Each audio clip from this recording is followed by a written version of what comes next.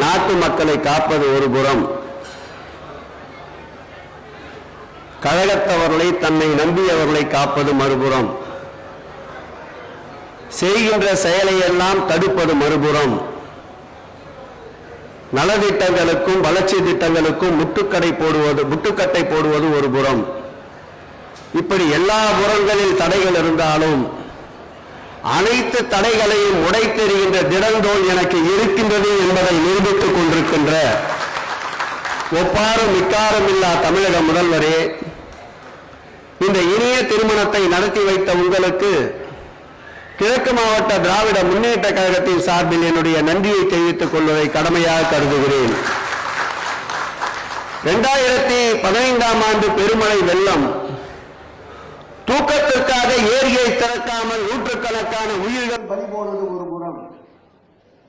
தன்னுடைய தூக்கத்தையே துளைத்து இரவு முழுவதும் தூங்காமல் இருந்து தமிழகத்து மக்களை காத்த ஆட்சி இன்றைக்கு ஒரு புறம். சொல்லுவார்கள் வரலாற்றில் ஏரி காத்த ராமர் என்று. ஏன் அந்த பெயர் வந்தது என்றால், மதுராந்தகம் ஏரியை உடையாமல் காப்பாற்றிய ராமர் என்பதால் ஏரி காத்த ராமர் என்று அன்றைக்கு அந்த ராமருக்கு பெயரிட்டார்கள். இன்றைக்கு தமிழகத்தில் சென்னையை காத்த ராமர் யார் என்றால்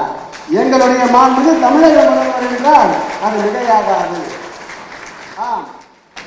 அந்த புறம் இந்த புறம் என்று ஒரு 25 ஆண்டு கால அரசுகளை புரட்டி பார்த்தால், பருவமழை வருவதற்கு முன்பாக முன்னெச்சரிக்கை நடவடிக்கை, பருவமழை தொடங்கியவுடன் தன்னுடைய தெருக்களிலே இந்த மண்ணிலே சென்னை மண்ணிலே தன்னுடைய கால் பதித்து மக்களுக்கு ஆறுதல் கூறிய முதல்வர் ஒருவர் உண்டென்றால் நம்முடைய முதல்வர் ஒருவராகத்தான் இருக்க முடியும். பருவமழைக்கு முன்னால் முன்னெச்சரிக்கை, மழை வந்தவுடன் மக்களை சந்தித்து ஆறுதல், மழை வடிந்தவுடன் மழைநீர் தண்ணீரை வடிப்பதற்குண்டான நடவடிக்கை, அந்த நடவடிக்கை முடிந்தவுடன் கழகத்தின் சார்பில் அனைத்து மக்களுக்கும் நிவாரண உதவி, அந்த நிவாரண உதவியை தொடர்ந்து கடுமையான நிதி நெருக்கடி, ஆதரவு கரம் நீட்ட வேண்டிய மத்திய அரசு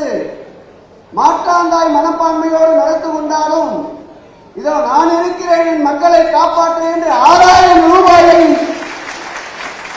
வெள்ள நிவாரணத்திற்கு அறிவித்த ஒரு முதல்வர் என்றால்,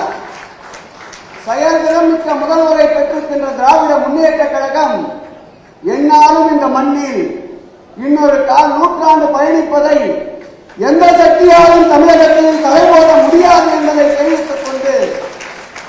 அரும்படி ஆற்றி வருகின்ற நம்முடைய மூர்த்தி அவருடைய இல்ல திருமணத்தை பெரும்படிகளுக்கு இடையேயும் இந்த நற்பணியை செய்ய வருகை தந்திருக்கின்ற எங்கள் முதல்வரை வருக வருக வருக என்று வரவேற்று, பழிபோடுகின்ற கூட்டம் தமிழகத்திலே ஒரு புறம் இருக்கிறது என்றாலும் மக்களுடைய நலத்திற்கு வழி தேடுகின்ற முதல்வர் இருக்கின்ற வரையில் இந்த பழிபோடுபவர்களை பற்றி நாம் கவலைப்பட வேண்டாம் என்று கூறி மணமக்களை வாழ்த்த வருமாறு